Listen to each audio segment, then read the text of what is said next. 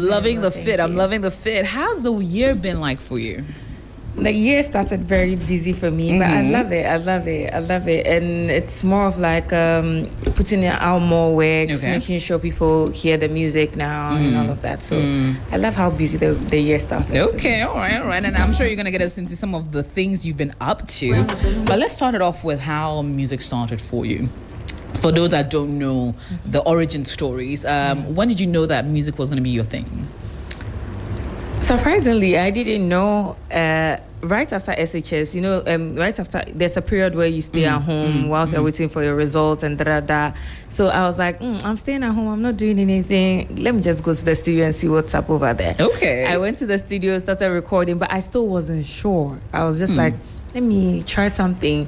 And then I started going to the pubs and the clubs to sing.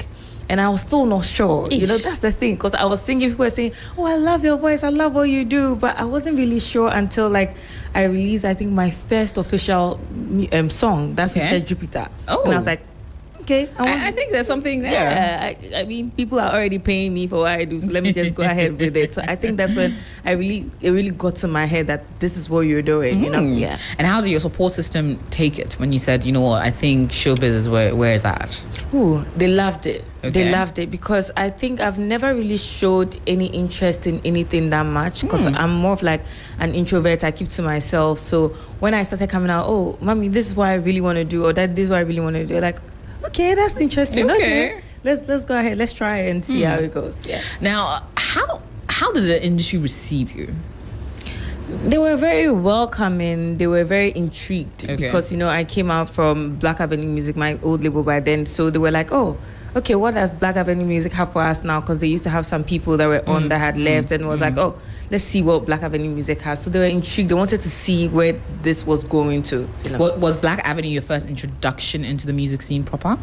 Yes, but then when I was singing in the pubs and the clubs, I used to meet like some artists here and there, people who were already in the music industry. Well, you were singing in the pubs and the clubs? Yes. Like in a band or like how? Like karaoke? Walk me through. Band. I used to do live band, a piano bar. I used to do I used to rehearse and even like lip sync. Like there used to be a club called Corner. Yes, and Crystal Club. No. Yeah, I used to sing in all over those. Are places. you serious? Yes. Okay. So you paid your dues before you became the star that we see. What have been your biggest musical influences? My biggest music influences has been. I'm sorry, one minute. Okay. Ima. Sorry. No. My biggest music influences has been like most of the times just the people that were before me, looking at what they are doing with their music, how they are being inspired by, how they are inspiring everybody, and also how hardworking they have been. Because Ghana, we are still trying in the music sector, we're still doing our best. So I mean, looking at the work that they have put in, that's all like inspires me. Okay, now walk me through your creative process. I'm sure it takes a bit to make a Sefa hit. Walk me through what goes into every song that you put out. It's more about putting it more of myself, but also making sure that I do not take away the fact that at the end of the day, people are listening to my music, so they have to also relate to it. So anytime I put out a song, it's like, oh, I feel like, this is something that's maybe I feel a bit of myself in it, but also, I mean, AJ can listen to it, anybody can listen to it. Like, oh, I vibe with that just a little bit. So aside the lyrics, it's more about the beats too. The beat has to be a vibe. Everybody in the studio has to be incorporated in the song. Everybody has to bring their ideas because I like to create. I don't just like to put anything out there. So Do you always have to get into a particular mindset before you go into the studios? Not really. Okay, well, if the vibe is right, I feel it's the energy in the studio. That is the mindset I need to be in. Because if I get to the studio and everybody's just bored, everybody's just, let's try something, then I'm like, maybe we are not ready today. Let's go and come back. Okay. But when the energy is right, everybody's like, like, let's do something. Then it's like, okay, let's do this. So, How long is an average song? How long does it take you to create an average song? I mean, it doesn't usually take long. Some songs you just go to the studio and it's done within some few minutes. Some within hours, and sometimes it takes like 2 days. You have to come back and revisit the song because I'm somebody who likes to try a little bit of everything. I don't like to put myself in a box. I like to do little bits of everything. So when it comes to a song that probably I'm used to, like singing about love, doing like a more Afrobeat song, I can do it within minutes. But when it comes to trying something new, like probably like a rap song or something that has to do more of like high life tree, then that takes a bit of time. But it also depends on how the whole thing is put together. Okay, all right, I like that. Now, how difficult or liberating, if that's the right word, was it walking away from your previous record label?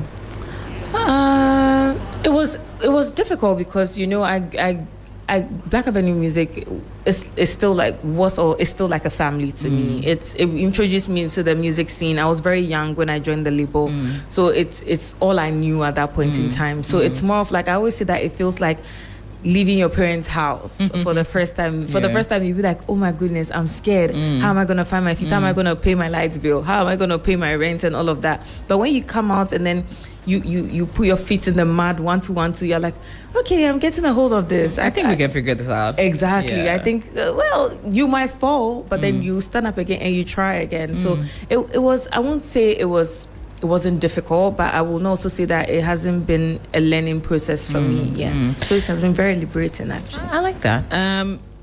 Life as a solo artist, on your own, and life as an artist on a label, what's the difference? What's the biggest difference?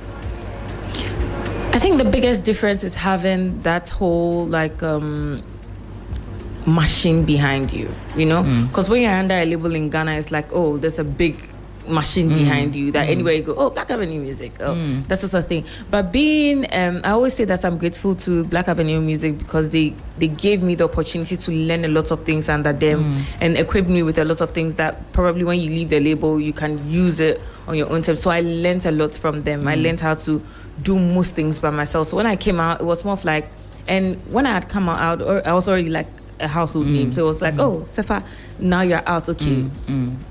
What next? Let's just move on with that. So it's more of like we're still working hard to do that. What's the biggest misconception people have of you as an artist, as a solo artist without a label? What's the biggest misconception? The biggest misconception, especially in Ghana, is that when you come out of your label, you can never make it again. Like you are not who you are again. But I think that a lot of Ghanaians especially forget that the label is nice, the label is good, but the artist, if the artist does not put themselves in it, or if the artist does not put work in it, then it doesn't make sense. The label can be behind the scenes and do whatever they have to do, but if the artist is not pushing themselves, if the artist is not saying, okay, this is for me, I am the one putting in everything to make this work, then it will not work. So in as much as the label is part of making the big name, the artist is the artist, so it's going to work out either way. Okay, that's actually a really nice take on that. This month of March is International Women's Month, because we have International Women's Day, which is happening on Sunday. Now, as a female artist in the industry, a lot of times people have perceptions that there can only be one big female artist, or to be a big female artist, you need to knock down the next other female artist, because somehow the men can all exist in the same space, but a woman, there can only be one big shatter at the same time. And it's quite interesting. Have you experienced that phenomenon? Is it something that actually exists? And how do you navigate getting through that perception?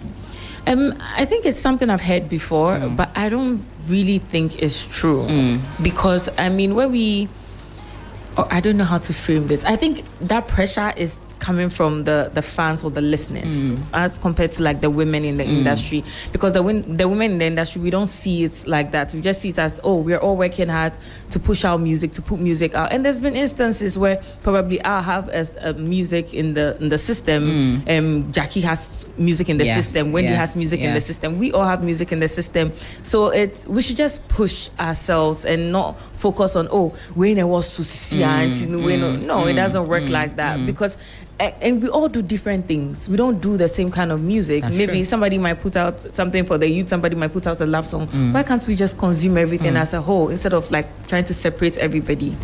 I like that. What are the biggest systems you like in place as a female singer? just think it's more about the support. It's just the support. Do they support enough? They are trying. They are trying. It's like they do it and then they're like, let me go back to the man. They're trying, but I just wish it can be more, or they can do better for us as the women in the industry, because there's a lot that goes into this whole music thing. And all the time when I talk about emotions, then they're like, yeah, now you see why we say women, because they're so emotional. No, but at the end of the day, it's part of us. That's what makes women women. That's what makes us softer than the men. You understand? We cannot take that away from our job, So sometimes they should just allow us, support us, just let us be who we are, and then we can give our best. Makes sense. Well, if you're just tuning in, I'm having an amazing conversation with the one and only Sefa. She's in the studio with me. We're talking music, life, International Women's Day, everything else inclusive.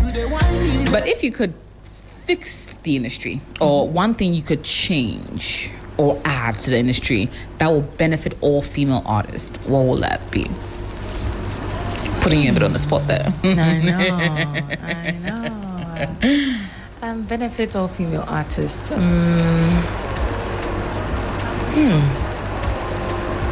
we should come back to that. No, I really want to, because it's something I really thought about for a very long time. Maybe we can emphasize more on putting more spotlight on our talent and our music, and I feel like we should lay back more on the criticizing of our looks or how we present ourselves, or wash away short. It's always about who has a bigger ass, who is taller. When the conversation about women come up, that's it's only fickle. Exactly, that's the only thing they talk about, like just the physical appearance. But I always say that women are so talented, especially we in the music industry. Forget even about just the music industry, the entertainment industry as a whole. When it comes to radio presenters, when it comes to actresses and we have a lot in our brain. Maybe sit us down sometime, have conversations with us, and you know that we are actually really brilliant, and there's a lot we can offer. So they should just give us the platform to really truly express ourselves more. There are women who are DJs, but we don't hear about them that much as compared to the men. Shout out to DJ Glow. Oh, come on. And she's so pretty. So, this is so nice to see. When I came here in the morning, I'm not happy, but I'm smiling. Imagine that I come here to some macho man. I'm like, what's going on? So it's nice to see, put women in positions where they can actually really shine, because we are already trying our best to get there. We just need that little push. Very well said. Very, very, very well said. International collaborations. How's that looking for you in 2026? It's looking good. It's looking great, because I just released my first single of the year, and it's already making a lot of waves. And I'm somebody who doesn't like to count her chicks before they are hatched. So I'm just praying like God makes the right decisions and puts me in rooms that will benefit me and my career, and also the other person on the other side. I like that. What goes into a collaboration for you? It takes a lot. First of all, it's about the vibe I have with the artist, the kind of artist that I'm collaborating with, and also how it can benefit me as an artist, because sometimes you might have a song, but you know that this is the right person that can be on the song. And look, I think that's something artists need to really understand, because I cannot have a song and then because maybe somebody is hot, so we just put, that's not the vibe. It has to be. There has to be some sort of feeling that that, okay, this person is the person that can give me what I'm looking for. So it's more about the vibe, knowing the right kind of song for the right kind of artist. That's what goes, and also like somebody that will push the song as much as you push the song because they love the song. Not somebody who just wants to do a feature for you and leave the song. Now, in terms of your touring, and I'm sure you toured quite a bit, what are some of the biggest differences you notice in other music industries as compared to what it is in Ghana? I think in Ghana, we don't have a lot of investors when it comes to the music industry. When you go outside, they have investors. They have people that actually are just laid back and they are just pumping the money. Oh, you're a great artist. Fine. They have somebody that will pump in the money, somebody that will get writers for you, somebody that will do production for you, sometimes even vocalists, you know. I've worked with some artists, international artists, that you go and record with them and they have somebody that records the whole song, that's the backings, everything. They just come listen to them, they're like, okay, make I lay my main vocal on, and that is it. Wow. They don't really have to go through stress for anything. Yes. The artist is just an artist, Yes. you know, the face of the brand, but there's a Yes. whole machine behind them, because there are people that actually believe in the brand. You know, I always say that not all artists know how to write. That is why you pay for writers. Not all artists know how to put two songs and A must go with B. That's why you have vocal coaches. You have people that are there to mentor them. Do it like this, do it like that. And I think that's what we lack as Ghanaians. Aside the pushing, your song has to be on TV, your song has to be... It's a whole industry when you go outside. So, I mean, that's more we can do as an industry here. Is there enough return on investment for those that are willing? Because that's been another conversation altogether, that, okay, you can put your money in there, but you might not get it back. And it makes a lot of people apprehensive about investing, particularly in the Ghanaian creative arts sector. Do you think, as someone in the industry, that is enough return on investment? There is, if you take your time. There is, because music, you are investing because you're an investor. And as time goes on, music is not something that you just recoup your money right away. It takes time to recoup your money. It's like you see a building, like an uncompleted building, and you're like, I want to push money into this. I want to make this building one of the largest buildings in the world. You don't just buy cement one day and say that, I'm done with it. Yes. I'm done with it. I'll get my money back. But when you build a building to be one of the tallest buildings, as time goes on, years from now, you can charge people, come and rent this space for 1,000 Ghana. 10 years from now, 10,000 Ghana, 100,000 Ghana. It's an investment, and you recoup it at the end of the day, because there's different ways you can recoup your artist your money if you invest in an artist, because it doesn't only have to do with shows. It has to do with an artist is very versatile. They can model here one day. They can be a presenter here one day. Somebody can call them, come and be a presenter on my TV, or ambassadors. You can get your money anyway. So it's not, a lot of people in Ghana think that it's more about the quick money. I want the quick money. If I invest right now, I want to see it right now. No, it takes time. That's why you have to be very passionate in order to do this job. I like that a lot. All right. So people, in effect, people are sometimes unfair when they assume that they must make their monies back immediately, like right after. It's an investment like any other that you need to keep pumping in until you actually derive some funding for it. Sometimes people are scared too because of the personalities involved. And I'll explain, because in the last few months, we've seen quite a bit of those conversations come up where it seems as if, beyond the fact that you're hoping that you recoup at some point, also the factors involved, including personalities, at some point also get tired. They feel they've given you enough of their intellectual property, and they deserve to be able to walk away. Sometimes investors feel, no, I haven't recouped that. Maybe I had an idea of recouping 500% of my initial 100% investment. I've got only 300% back, so I need to make the other 200% back. So it becomes this whole back and forth. As someone in the industry, where do you think the middle line should be drawn? Should more people be tempered with their expectations on return on investment? Should more people be willing to see contracts through? Or is a thing where people should just come to the middle ground and find a point where both parties walk away amicable?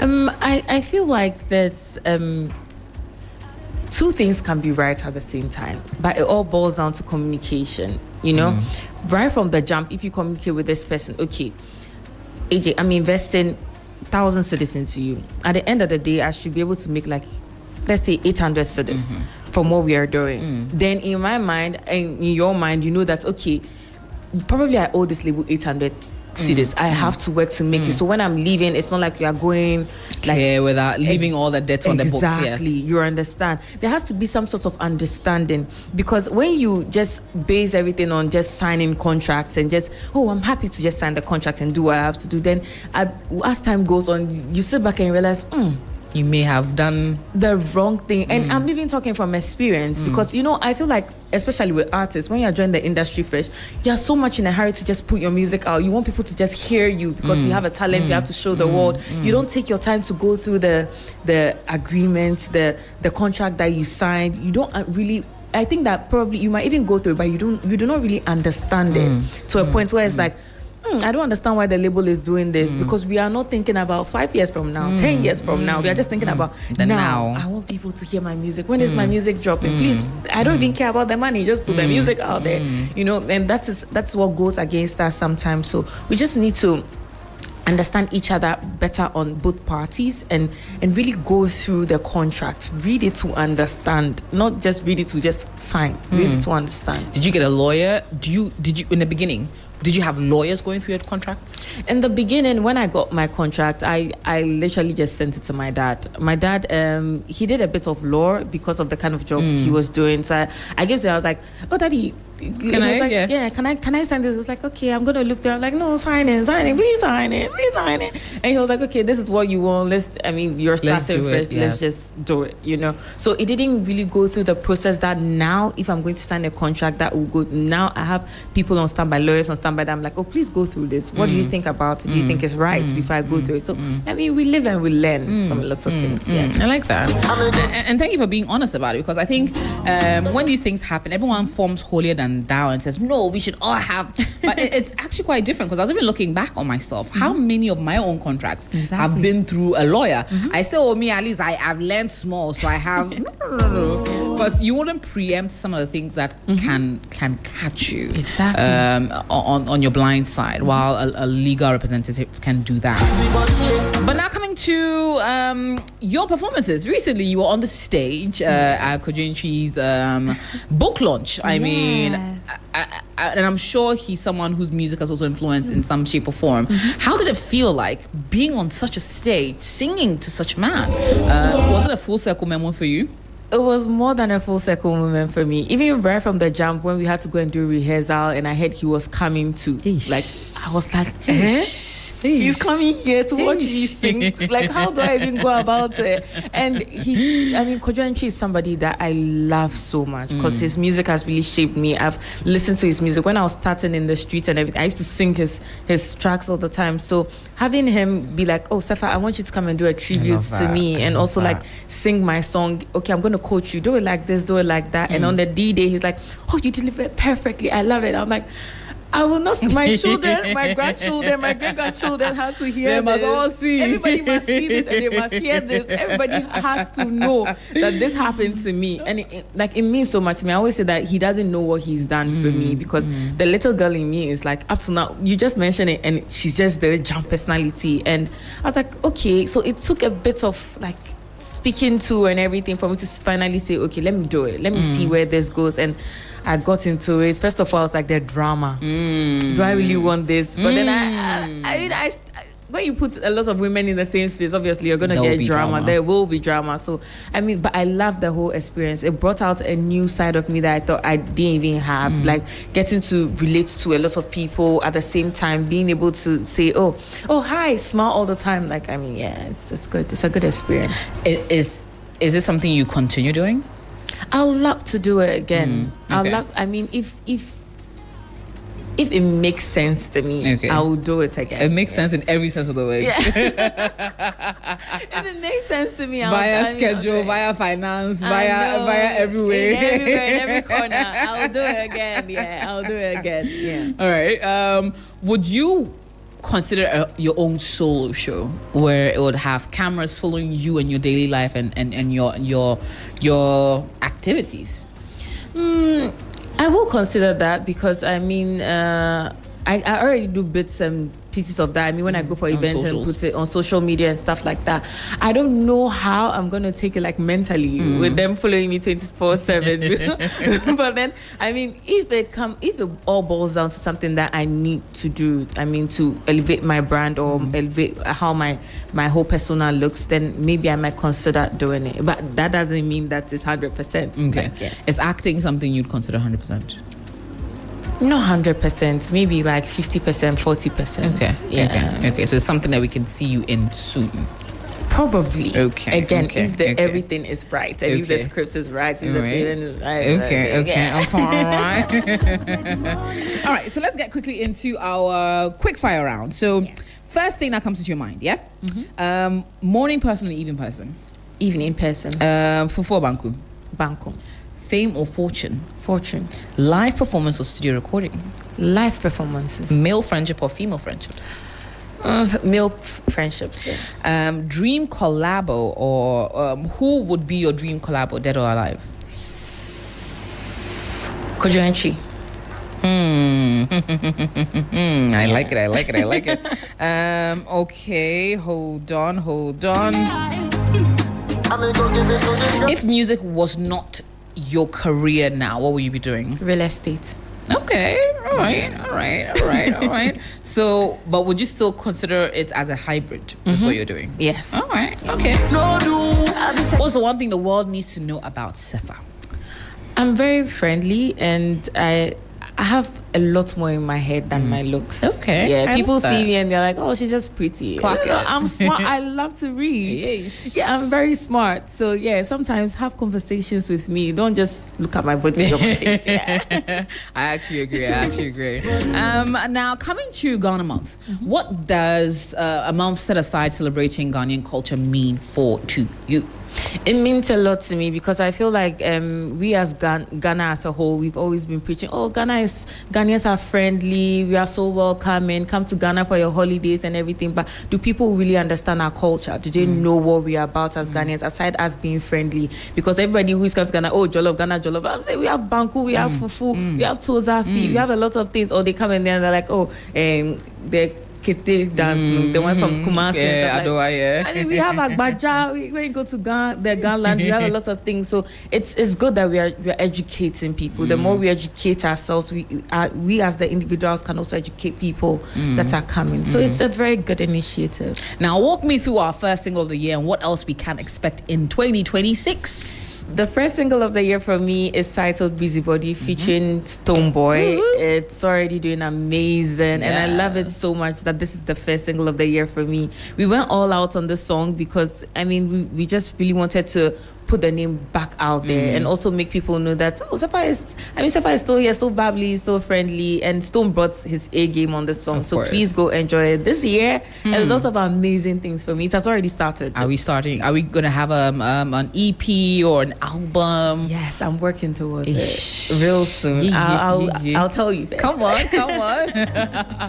Amazing. But what beyond new music? That will be. So, are we going to be getting one every quarter? Are we getting some every month? How's that going to work? So right now, because we are working on a project as a whole, this is the first single of the project. We are looking at going towards probably quarterly or dropping them one before the whole project comes out. And also I always say that I don't like to count my chicks before they are hatched. That's because true. God has other plans. I might say something, but God has other plans. But just know that a lot of amazing things are coming from my side of the company. I love it. You looked absolutely amazing. Thank you. In that nice taser that you gave me, and that outfit is everything. Man. Again, I'm It's promoting everything. Ghana. Yes, red, gold, green, or the black. I love it. And it's crochet, isn't it? Yeah, no, it's more of like a starter. It's like a dress and then the ribbed. Okay, they ripped it apart. that's actually really nice. So who's the busybody?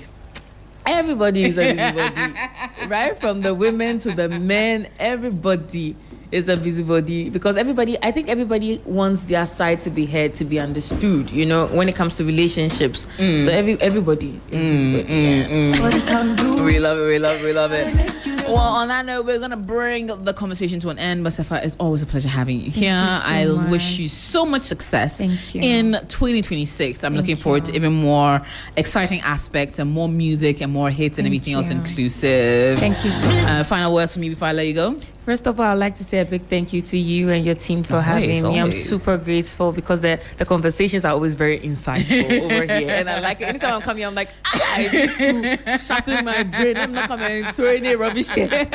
I really love that. Thank you so much. Always and to everybody listening, thank you so much for always supporting me. We have a new one out titled Busybody featuring Stoneboy. Amazing song, amazing visuals. Please go join the train. Enjoy it. Enjoy it. And send me your videos. I'm going to post them. So. All right, we definitely will. Let's get into Busybody right now. Sefa,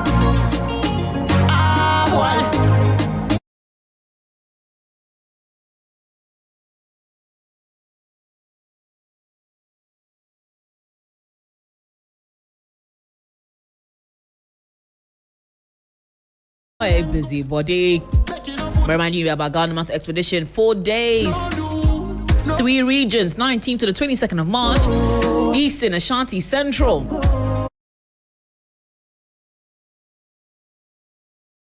We'll do both to Echo Park. We'll go to Rock City for a party. Day 2, Ashanti region, Mingsha Palace, Konfanoche, Bonre, Kington Museum. We'll have an overnight at Rich Condos on the 3rd day. Central region is where we're starting from, Asin Manso. Lunch on Lush on the Coast, Ridge Royale. Then we wrap it up at Crown Forest Vacation, Safari, water sports, quad bike riding, and a return journey back to Accra, all for 6,500 Ghana cedis and 5,500 Ghana cedis. Couple is 10,500 Ghana cedis. 0531 100927. Ghana Month Expedition. Experience it in all its best forms.